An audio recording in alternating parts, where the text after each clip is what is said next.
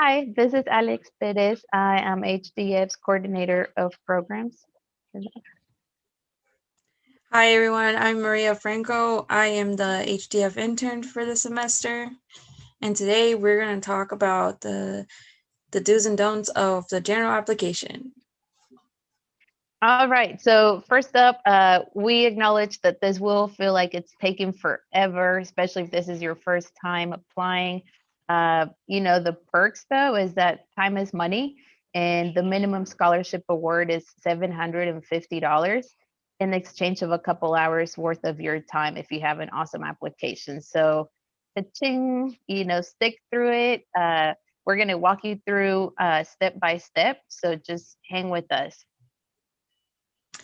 There are two separate applications, and it's still the same login for both applications. So, first things first, we got to create an account, but we kind of got ahead of ourselves and we already have an account made. So, we're going to log in to show you more about the application. And if this is your first time doing it, it will take a little bit longer. But if you're a returning HDF scholar, you can use your same login information as previous years. Now, really important tip: save as you go. Maria and I were testing earlier. We didn't save as we went, and we had to start all over. Um, Grab some snacks, take a break, take a nap if it's too much to do at once. You're going to get to a piece where it's asking you for tax forms and transcripts. So it might feel like a lot to do, but remember what we said about the money? Yeah. So go find that 1040 tax form from last year. If you didn't file taxes, it's not too late to do so. If you need help with that, contact us as soon as possible if you have extenuating circumstances, and we'll help you work through that piece. And if you have stopped listening by now, please go back. It's very important information. So just pause here, rewind, and then fast forward to now. Yeah. So now that you've heard that piece again about your tax forms, it's not your guardian or parent's responsibility. They have a lot on their plate too. So if they tell you that they're busy and too busy to look for them now, ask nicely and offer to clean their house. Maybe throw in some fabuloso and listen to some Chente or Selena for them. They'll fall for it. So uh, again, don't upload random documents just because you don't have them now, because you might forget to go back to them later and submit your app, and then it's just going to get tossed for being incomplete. So make sure that you do each step as you're supposed to. And please do not wait till February 28th at 9:59 p.m. I know that is a habit we all have as students and procrastinators. I know I have that habit, but please do not wait till that time because technology fails or maybe there's a power outage that day. And then if you didn't save, you're gonna have to restart the application. And we want to make sure that it's a fair chance for everybody that wants to apply to apply. So keep in mind that we are here for you. If you have any questions, you can always reach out to us. And you have 2 months to complete this application, okay? No excuses. Uh, Also, it's due on February 20. No, it's due on March 1st at 11:59. Again, March 1st, 11:59. Uh, February is going to be a busy time at school, so you might as well work on it now. Less stress now than it will be then. And also, we've already released the essay question, so you don't have to wonder what it is that you're going to write about. It's only 650 words, so it's not a research paper. But if you feel really strongly about writing more than that, you can still send it to us separately, and we'll read it to our plants, to our dogs, and we'll tell you what we think about it. Make sure again that you get it done on time and save as you go. Like save, save, save. Don't do what Maria and I did during our test run. We're going to have our student Alex sign in into our account. See if I remember my password. Uh, all right. Time is money. Sure, Let's do this. make sure you remember that password because you're going to need it next year and the year after that and the year after that. And if you forget it, you can always email the scholarship team, which you will get an email letting you know that you have created your account, and it'll have the scholarship team's um, contact info. So if you need help with that, it's all good. All right, so we left off. Oh, okay. So we are back to the information we submitted with the general application. As you can see, we're already done with that now. We are now at the piece where we make sure everything is right. We're just going to scroll real quick. Oh, see, this is what you don't want to do. What we did here, we'll add later. You might forget to add it later, and then it'll be like, boom, your application is out. Didn't count. Bye. So let's just, oh, I don't know why we need to update, but we'll update it. See, we had saved it, so that's good. All right, so now that you've submitted the general application, make sure you go check your email.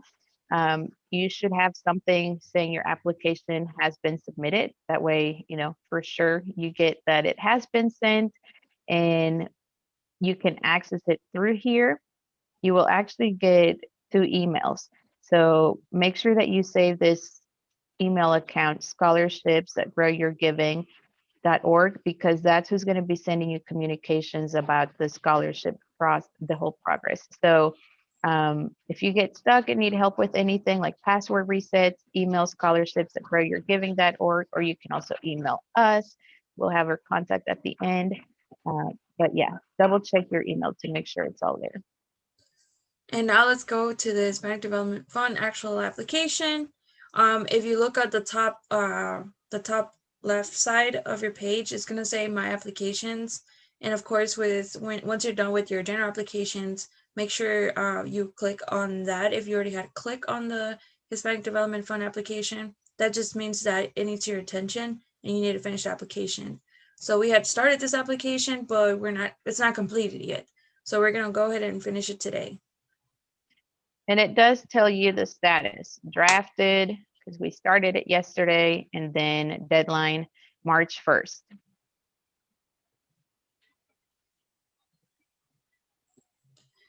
And some of these, the first couple of questions is just about yourself, your background.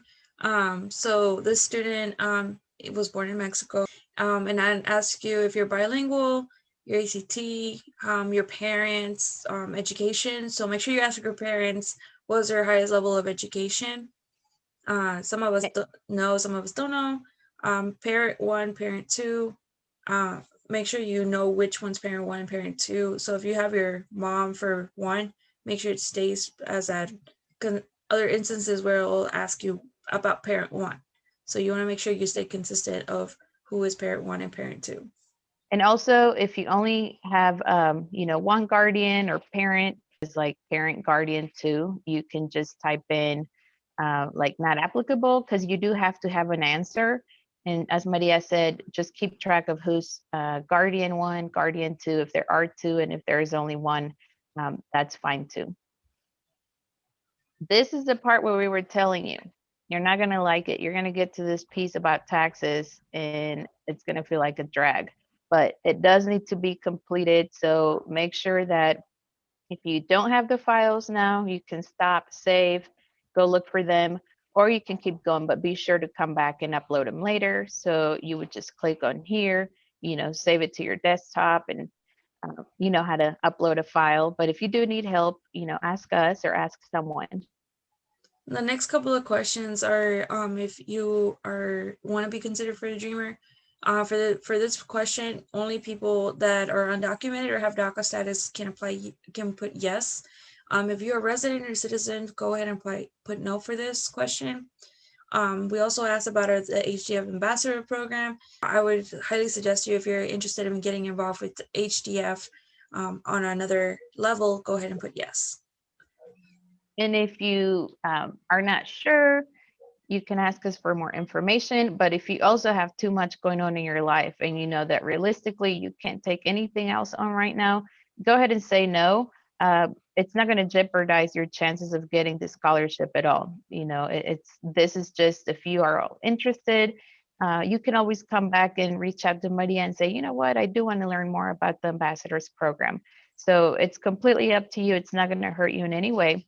Now, the next question is talking about community service extracurricular activities.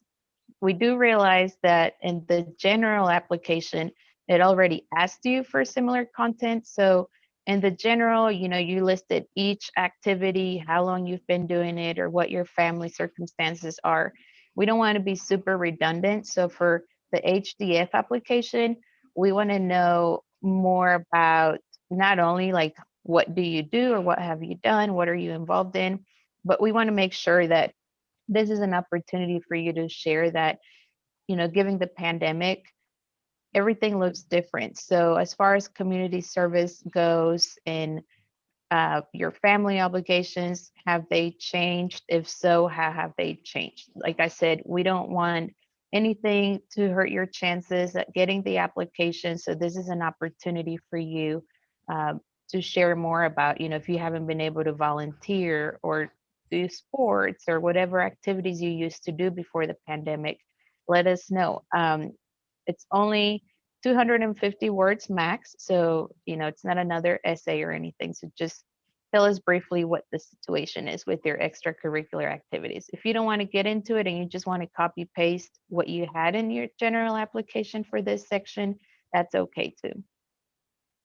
Activities, we want to know what is your most meaningful experiences that you and your family have so far.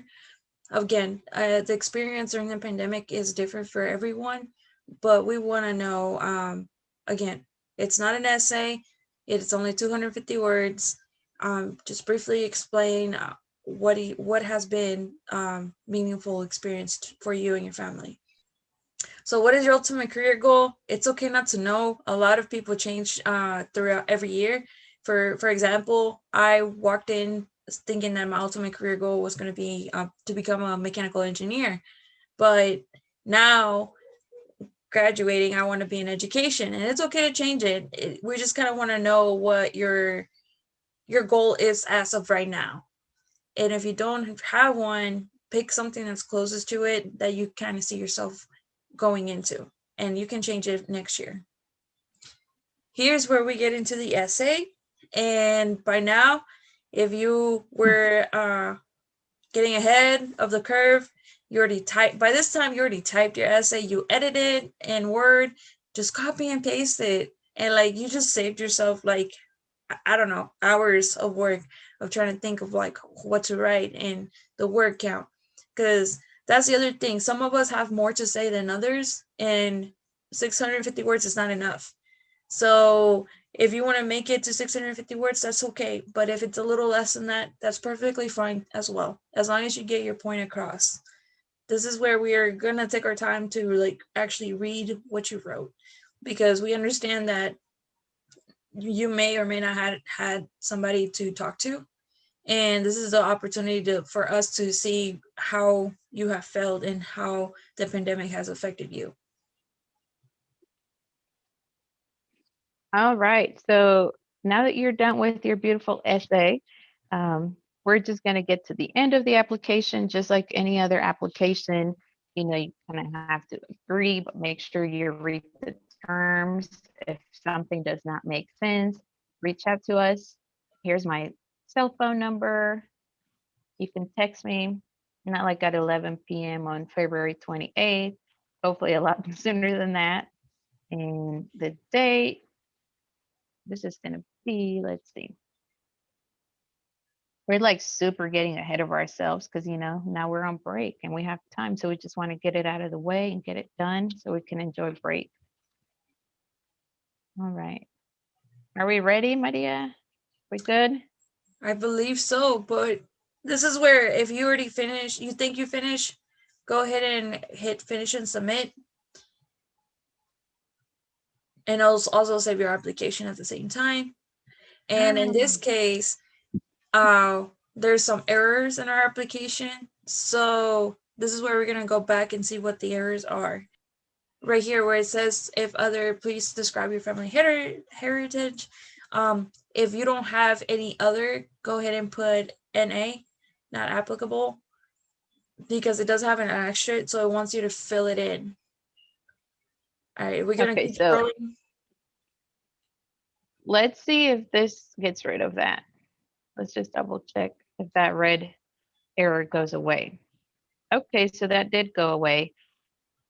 I think we needed to like upload our taxes though in our essay. So that's where, yep, see, this is the part that we tell you it's not going to let you get past. So don't upload like a fake document. Just save and keep editing. And once you have the legit documents, go back, upload them, and then you can really hit finish and submit. And you will get an email saying that you have submitted it. Here it is. So we're going to name it.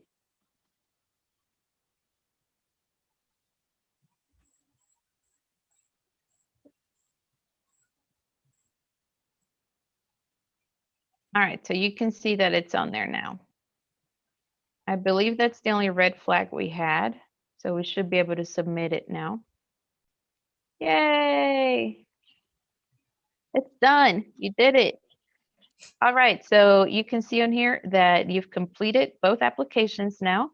So you are good to go. Now, make sure that you do check out these other recommended opportunities because based on how you answer your general application, it does, give you a list of other scholarships that you can check out and it'll be the same login again. So check these out. Like we said, time is money. Get them scholarships and then you don't have to stress so much about money during the school year.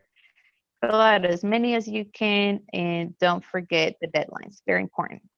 All right, so thanks for tuning in. If you need further assistance, reach out to Maria or I. Our contact information can be found in the next slide. And we wish you the best of luck with this and look forward to continuing working with you. So welcome to HDF.